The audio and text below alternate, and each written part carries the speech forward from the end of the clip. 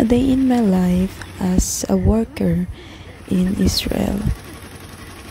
So we are an international student of Agri Studies.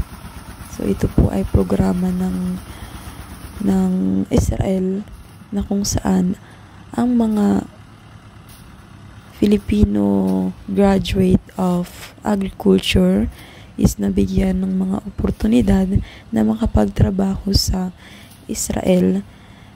At ito pong mga trabaho ay mga best practices ng agrikultura, from production to packaging. So ngayong araw po, yung ginawa namin is nag-harvest po kami ng olives, which is gumagamit po sila ng shaker at net para yung mga bunga ng olive trees ay malaglag sa net, at doon na namin i-harvest yung mga bunga. Dito na nga ang ginagawang mga produkto na ini-export sa iba't ibang panig ng mundo.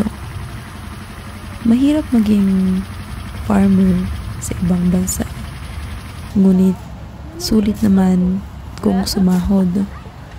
Ganito po ka-advance yung technology sa ibang bansa.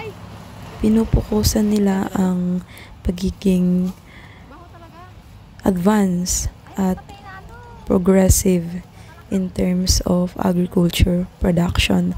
Kaya naman nakikita natin sa ibang bansa kung gaano sila kaunlad sa agrikultura.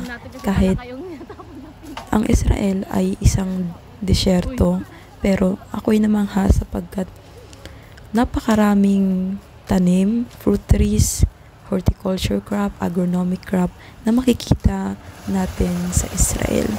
Kaya sa mga agriculture student natin dyan, sana po ma-inspired kayo sa video na ito, at next year sa mga gagraduate, mag-apply po kayo for agri-studies at marami yung matututunan nyo in terms of best practices sa agrikultura na pwede nyong magawa at may apply sa buhay nyo sa Pilipinas. Ito po ang una kong pasilip sa journey ko dito sa Israel. Magkita-kita po tayo sa susunod na video. Bye!